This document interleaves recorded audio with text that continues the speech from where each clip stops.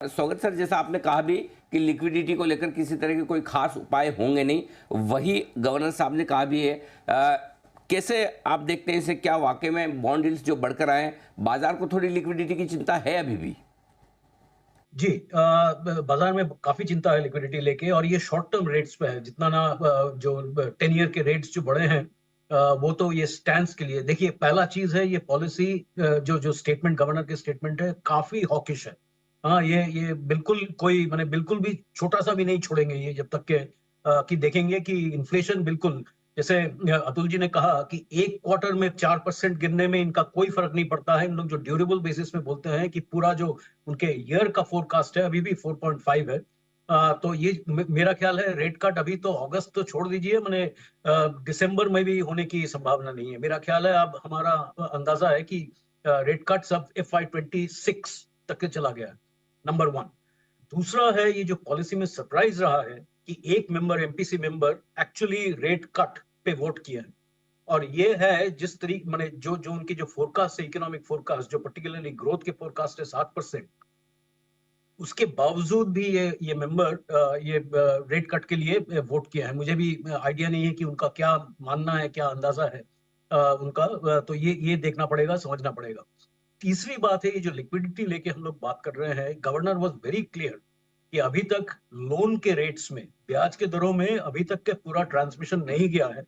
और ये उनका अंदाजा है कि 4% तक के सीपीआई इन्फ्लेशन रेट को कमाने के लिए ये पूरा दो ढाई 250 पॉइंट के जो जो रिपो रेट इंक्रीज हुआ है, ये पूरा 250%, 250 बेसिस पॉइंट लोन के दरों में ट्रांसमिशन होने की होना चाहिए उनके अंदाजे में। मेरा ख्याल है इसका इसका मतलब है कि जो शॉर्ट टर्म रेट्स है, जो बैंक्स के रेट्स में, जो उनके जो डिपॉजिट कॉस्ट है वगैरह, जो बोरोइंग कॉस्ट है, जो ये शॉर्ट टर्म रेट्स दिखते हैं, हाँ, सो सीडी रेट्स वगैरह, जो लोन बोरोइंग रेट्स है, उसके लिए उसको बढ़ाने की इनकी उम्मीद अभी तक, और उनके एक्शंस अभी तक बने रहेंगे। सो लिक्विडिटी में भी अभी कोई, in the near term at least, liquidity में भी कोई छूट की कोई संभावना नहीं है। जो पर्टिकुलरली उन्होंने कहा कि सेंट्रल गवर्नमेंट की जो बैलेंसेस है रिजर्व बैंक के साथ, वो पूरा मिला के लिक्विडिटी अभी भी सरप्लस है।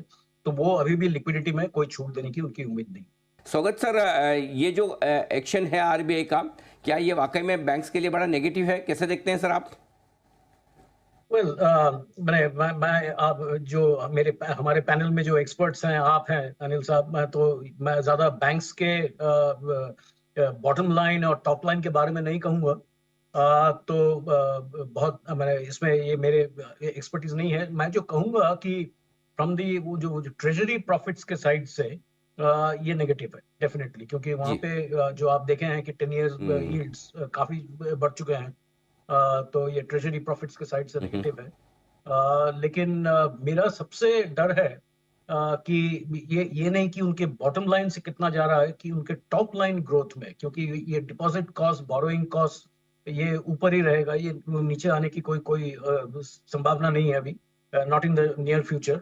तो इनकी टॉप लाइन ग्रोथ में जरूर, क्योंकि ये डिपॉजिट्स नहीं आए, और आरबीआई आप जानते हैं कि बहुत ज्यादा बैंक्स को मार्केट से बोरोइंग या होलसेल बोरोइंग ये बहुत ज्यादा इंकरेज नहीं करते हैं, एक्चुअली डिस्करेज करते हैं। तो मेरा अंदाजा है कि ये अब आप पॉलिसी में भी देखिए भी होंगे कि फाइनेंशियल स्टेबिलिटी पे गवर्नर साहब काफी बार, 3-4 बार वो मेंशन किए हैं फाइनेंशियल स्टेबिलिटी पे। तो मेरा अंदाजा है कि वो top line growth, loan to deposit ratio, credit deposit ratio, वो कमाने की कोशिश कर रहे हैं।